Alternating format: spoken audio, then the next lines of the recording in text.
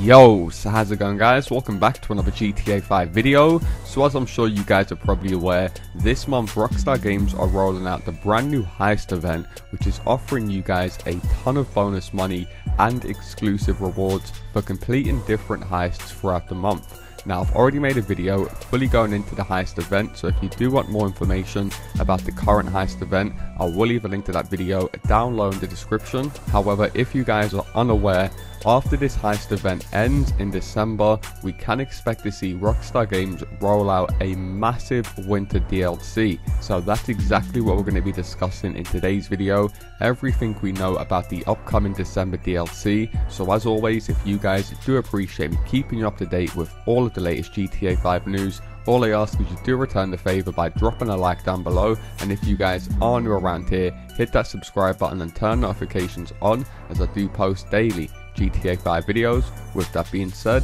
let's get into the video. Okay, so if you guys are unaware and you don't know when Rockstar Games roll out particular DLCs, every December Rockstar Games typically roll out a massive DLC update into the game. Of course, just last December we had the Contract DLC, which reintroduced Franklin, and of course a brand new property with the agency, and a brand new online story mode with the VIP contract. Then the year before that, in 2020, we received the Cayo Perico heist, which of course was a brand new heist in a brand new location, so another massive DLC. And the year before that, Rockstar Games released the Diamond Casino heist, which once again introduced the brand new casino, brand new heists, and a bunch of new content. So I think it's safe to say that all of the December DLCs for the past 3 years have been pretty big and pretty substantial when it comes to making a change in GTA 5 Online. Now it looks like this year is going to be no different.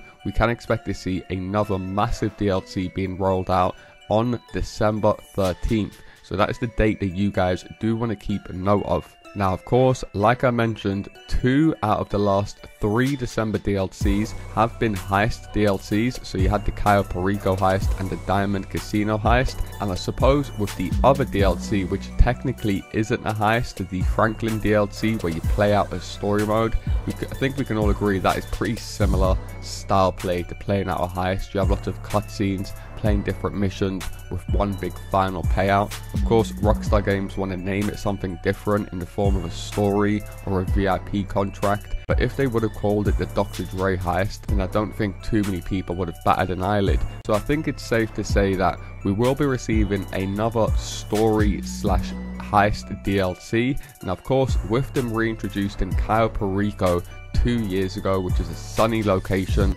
palm trees, private island. I'm pretty sure most of you guys have been to Cayo Perico and you know what it's all about. There is another unused location that of course has a much more winter December feel to the game that's already in the game, and that is North Yankton. As I'm sure you guys are aware that played story mode, you actually start the game in North Yankton, which of course is not part of Los Santos or Blaine County. So just like with the Cayo Perico heist, where we have to go to an airport or find some sort of airplane or helicopter and then fly off into Cayo Perico, we get met for cutscene. I think Rockstar Games could easily introduce this again with the North Yankton location in the form of a heist. And of course, we already know we have a bank in North Yankton, so they could easily set this as the heist location. Leave a comment down below and let me know what you guys think. Do you guys think Rockstar Games should bring North Yankton back for a heist location for this December DLC? Me personally, I think it's something that a lot of the community would love to see, a whole new location, because if you guys aren't aware, North Yankton is quite detailed. There's actually like quite a few shops and areas around it, so Rockstar Games could have easily just fine-tuned a few things on North Yankton to make it ready for the December DLC. And if you guys are looking at the gameplay on screen and you're thinking, how the hell are you driving around North Yankton with your online character, it's actually a glitch that I covered on my channel. So if you guys want to go ahead and search that up on my channel, or if I do remember, I will leave a link to the video down low in the comment section. However, Tesfons 2, who I'm pretty sure all of you guys are aware of, he's a very credible leaker in the GTA 5 community. He went ahead and put out a massive article just a few days ago, basically explaining that Rockstar Games will be introducing an update where we can make our own beats in GTA 5 Online. I will leave a link to the full article down below in the description if you guys do want to go ahead and read through it. However, he does mention that over a decade ago, Rockstar Games released a music mixer known as Beaterator, and they only recently registered one known as Rappinator, and they do like to play on words, Rockstar Games, with certain products. And thanks to another data miner known as Monkey Police 188, when Rockstar Games first released the first contract DLC, he found a bunch of files insinuating that we would be making our own beats in GTA 5 Online. And of course, there is a music studio in GTA 5 Online, so do expect to see some sort of feature in the upcoming DLC where we can customize and make our own beats over at the music studio. And I don't think this is going to be a main part of the DLC, but just like a little side thing that we could do in the game. As I'm sure you guys are aware, when Rockstar Games often add bigger DLCs, not only do they include a bunch of new content, but they also like to include a new feature to the game. So obviously I think this is going to come under the category of a new feature with the DLC, and not a massive DLC just based around making beats. And personally, I think this is going to be a pretty cool feature to have, to be able to produce your own songs and then probably play them while you're driving around in Los Santos, or play them in your apartment. If you guys can think back, of course, there has been a collectible challenge where we have to go ahead and get the USB sticks for Moody Man. There's been a lot of musical influences, if you haven't noticed, in the last few years in GTA 5 Online. So I probably think it's going to be a feature where we can probably flick over to our memory stick in the car and play our own beats, or beats made by other players in our session, which of course makes you just think, what kind of things are Rockstar Games planning for GTA 6? Are they going to have full-blown real life music studios where you can get someone to spit some bars or sing a song and then you can produce a beat in game? Of course, we know Dr. Dre is working very closely with Rockstar Games,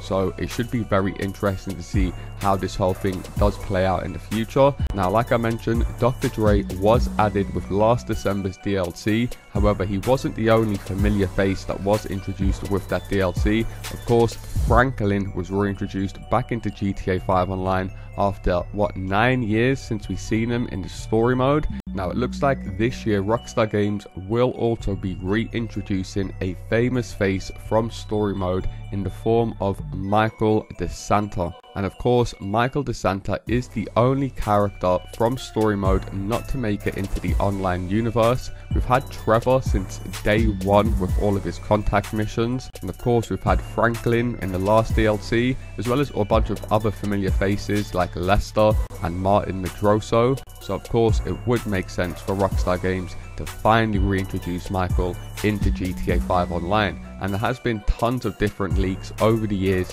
insinuating that we will be seeing Michael return into GTA Online very soon. Now, of course, one of these leaks earlier in the year kind of insinuated or showed a movie studio being linked with Michael DeSanta, and we do know in single player, when you finish it, Michael DeSanta does go on to own a production studio, so we could see a movie production studio used in this DLC in some shape or form. And as of right now, the story of the upcoming December DLC is unknown, but like I mentioned at the start of the video, with Rockstar Games not using North Yankton in GTA 5 Online and reintroducing Michael, who starts the game off in North Yankton robbing the bank, to go on to eventually own a movie studio. So there could be a scenario where Michael DeSanta's gone back to North Yankton to maybe shoot a movie of his life, similar to how Franklin reflects on his life with Lamar and the position he's in now to where he started. So it could be a similar situation to that, where Michael DeSanta's making a biography movie of himself. However, what is interesting is, with the most recent DLC, The Criminal Enterprises, Rockstar Games went ahead and removed the coding that was found insinuating that we would be getting movie props in a movie studio from Michael DeSanta DLC. So maybe Rockstar Games decided, wait, we don't want to leak this out yet because this is a massive DLC and everyone shouldn't have found this code in. Only time will tell, and I will be sure to keep you guys up to date with all of the latest DLC news. So make sure you guys do hit the little bell to turn notifications on so you guys do keep up to date with all of the latest GTA 5 news. And as always, if you do appreciate me keeping you up to date, all I ask is you do return the favor by dropping a like down below. And if you guys are new around here, hit that subscribe button as I do post daily GTA 5 videos. Thanks a lot for watching, guys, and I'll see you in my next video. Peace!